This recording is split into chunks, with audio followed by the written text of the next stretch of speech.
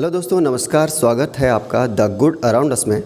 दोस्तों, मैं हूं अभी देहरादून की एक संस्था चौखंबा के सेलाकुई स्थित एक कार्यालय में। यह संस्था लोगों को एड्स के प्रति जागरूक करती है। मेरे साथ हैं अभी प्रोजेक्ट मैनेजर श्री विनोद बिष्ट जी। आइए उनसे बातें करते हैं और संस्था के क्रियाकलापों के बारे में अधिक जानकारी लेते हैं। सर नमस्कार। नमस्कार सर। सर, सबसे पहले तो ये जानना चाहेंगे कि संस्था की स्थापना कब हुई और संस्था करती क्या है? सर, संस्था जो हमारी है चौखंबा नाम की संस्था है और ये संस्था 2005 में दिल्ली से रजिस्टर्ड है। यहाँ पे हम उत्तराखंड में जो हम काम कर रहे हैं वो 2012 से काम कर रहे हैं और इसमें हम HIV एड्स की जागरूकता कार्यक्रम चला रहे हैं और शिक्षा के ऊपर भी हमारे यहाँ पे कार्यक्रम देहरादून में चल रहे हैं। इसके अलावा हम टाइम टू टाइम जैसे वॉलेंट्री ब्लड डोनेशन कैंप हो गया, वन डे जो एक्टिविटी होती है वो भी हम साथ में करते हैं। जी सर, संस्था का अब तक का सफ़र कैसा रहा है?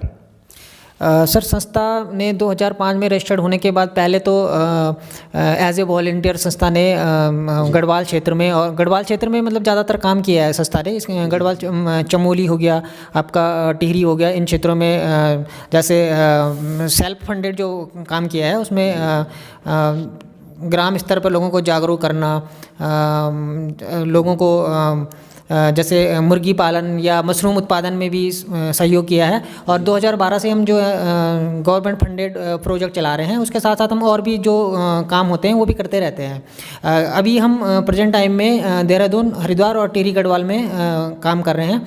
और इसके अलावा हम यूपी में भी जो बुलंदशहर है खुर्जा, वहाँ पे भी काम कर रहे हैं। वो वहाँ पे जो हम काम कर रहे हैं वो एजुकेशन के क्षेत्र में कर रहे हैं और इधर हम हेल्थ से काम कर रहे हैं। ओके सर, संस्था में क्या क्या गतिविधियां की जाती हैं? सर, हमारा जो काम होता है वो हम क्या करते हैं कि फील्ड में जाते हैं। हमारे पास एक टाइपोलॉजी है, एक फिक्स टाइपोलॉजी है। जैसे हम लोग यहाँ पे इंजेक्टिंग ड्रग यूज़र और जो ट्रांसपोर्ट वर्कर होते हैं उनके लिए काम कर रहे हैं। हमारा काम होता है कि हम फील्ड में जाके उन्हें HIV के बारे में अवेयरनेस करते हैं कि HIV किन किन कारणों से होता है, अगर और जो HIV से बचना है वो कैसे कैसे बचा जा सकता है। इसके अलावा हम जो है उन लोगों का HIV टेस्ट वगैरह करते हैं, और अगर यदि कोई बंदा HIV टेस्ट में पॉजिटिव पाया जाता है तो उसकी हम थेरेपी करवाते हैं। वो हम सरकारी जो अस्पताल है वहाँ से हम फ्री ऑफ कॉस्ट उनकी दवाई करवाते हैं। ओके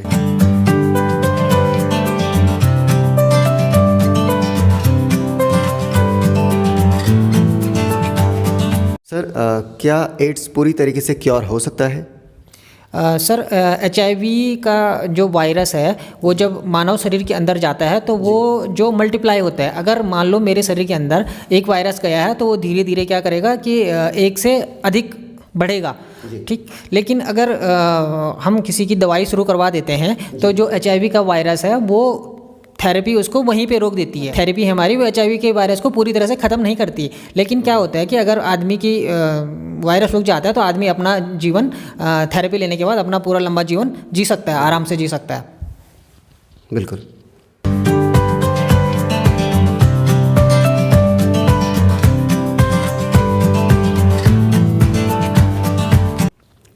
सर, शुरुआती दौर में संस्था को क्या चैलेंजेस का सामना करना पड़ा?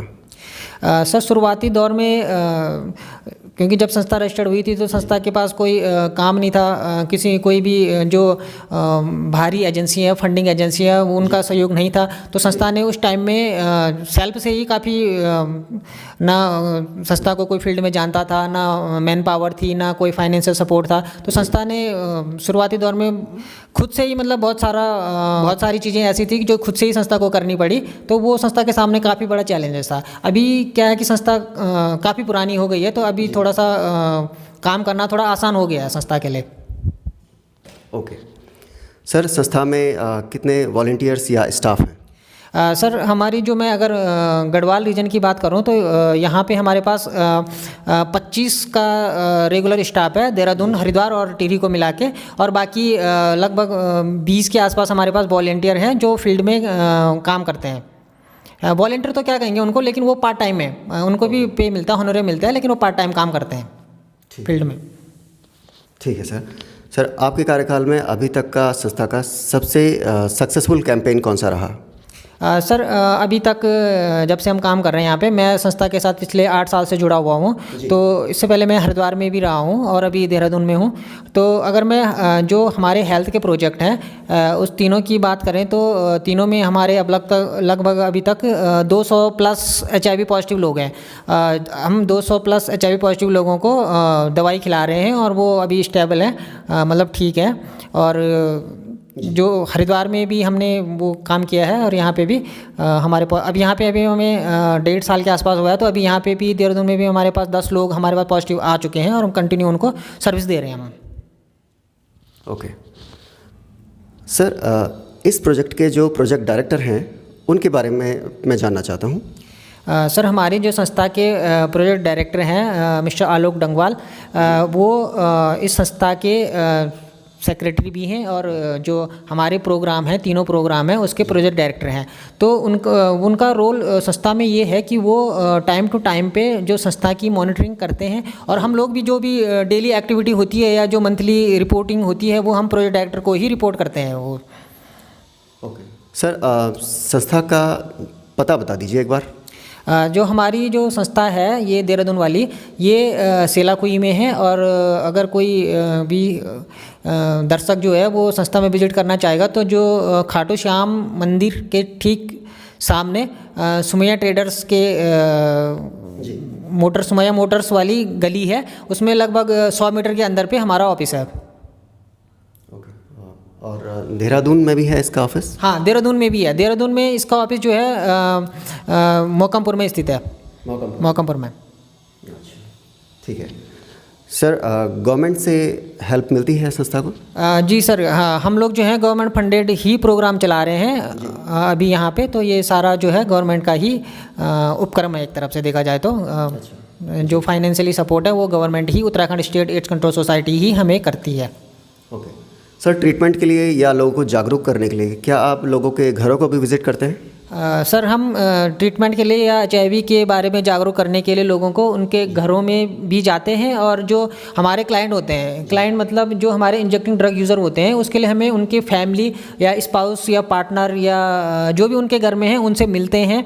और साथ में हम फील्ड में हमारे अवेयरनेस सेशन होते हैं कि 10-15 लोग इकट्ठे कर लिए और उनको एक BCC बोलते हैं उसको, BCC सेशन के माध्यम से उनको HIV के कारण बता दिया और उनसे कैसे कैसे बचा जा सकता है वो चीज़ें हम उनको बता देते हैं।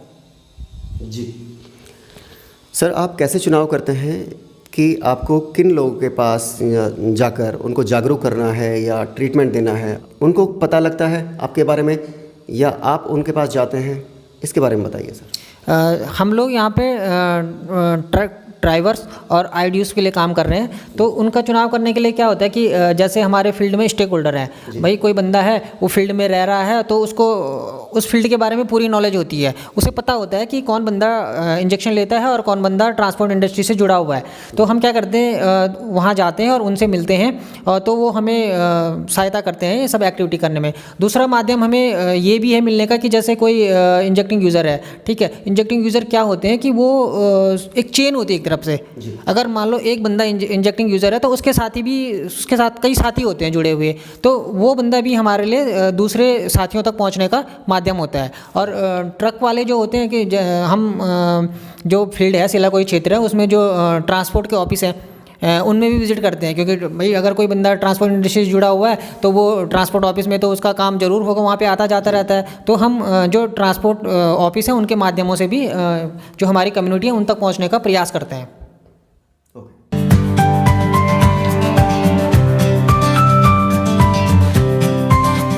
सर, इसके लक्षण, जैसे आपने HIV के बारे में बात की, तो इसके लक्षणों को हम कैसे पहचानें? सर अगर देखा जाए तो HIV के जो लक्षण हैं, HIV के शुरुआती लक्षण तो आदमी को पता नहीं चलते हैं। HIV पता करने का हमारे पास एक ही माध्यम है और वो है खून की जांच। अगर हम ब्लड टेस्ट करवाते हैं तो हम HIV का पता कर सकते हैं। अगर हम बाद की स्थिति की बात करें तो उसमें कम से कम हमारे एक नॉर्मल जो इम्यूनिटी वाला आदमी होता है उसको HIV के लक्षण दिखने में कम से कम 8 से 10 साल लग जाते हैं। और उसमें क्या होता है कि उसमें आदमी को मान लो अगर बुखार आ गया तो बुखार ठीक ही नहीं हो रहा है, क्योंकि HIV में तो सारा काम इम्यूनिटी का होता है ना। तब क्या होता है कि आदमी HIV का जो वायरस है उसने आदमी की इम्यूनिटी लगभग ख़त्म कर दी होती है। अब आदमी तो सारा ठीक, जो आदमी का जो ट्रीटमेंट होता है इम्यूनिटी की वजह से होता है ना। जब इम्यूनिटी नहीं रहेगी तो आदमी ठीक कैसे होगा? फिर क्या होता है, बहुत सारी बीमारियाँ जिनको हम अवसरवादी बीमारियाँ बोलते हैं, जो अवसर मौका देके आदमी पर अटैक करती है, वो हो जाती है। तब आदमी को पता लगता है कि इसको HIV हो सकता है। लेकिन फिर भी HIV का पता ब्लड टेस्ट के उपरांत ही कन्फर्म होता है।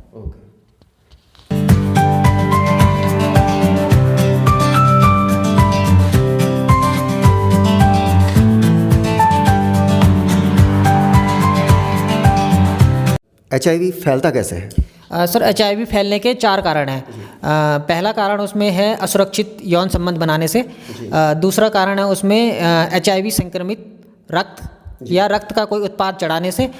तीसरा कारण है उसमें संक्रमित सुई का साझा इस्तेमाल करने से। और चौथा कारण है उसमें कि कोई गर्भवती माता है और HIV पॉजिटिव है तो उसके होने वाले जो बच्चे हैं उसको भी संभावना रहती है HIV फैलने की। जी, कोई कैसे बचाव करे कि उसको HIV ना हो, इसके लिए क्या सुझाव देना चाहेंगे आप? सर अगर जब भी कोई यौन संबंध बनाए अपने पार्टनर को छोड़ के, तो वो हमेशा कॉन्डोम का इस्तेमाल करे। दूसरा, जब भी खून चढ़ाए जांचा परखा और सरकारी लाइसेंस युक्त ब्लड बैंक से ही खून ले। तीसरा, जब भी कोई सुई लगाए तो हर बार नई सिरिंज का ही इस्तेमाल करे। और चौथा कारण है जो गर्भवती माता का, उसमें जब भी गर्भवती माता है उसका जो प्रसव कराना है वो MBBS डॉक्टर की देखरेख में ही कराना सुनिश्चित करें। जी, ओके। यानी क्वालिफाइड जो डॉक्टर्स हैं केवल उन्हीं की देखरेख में ट्रीटमेंट हो। हाँ।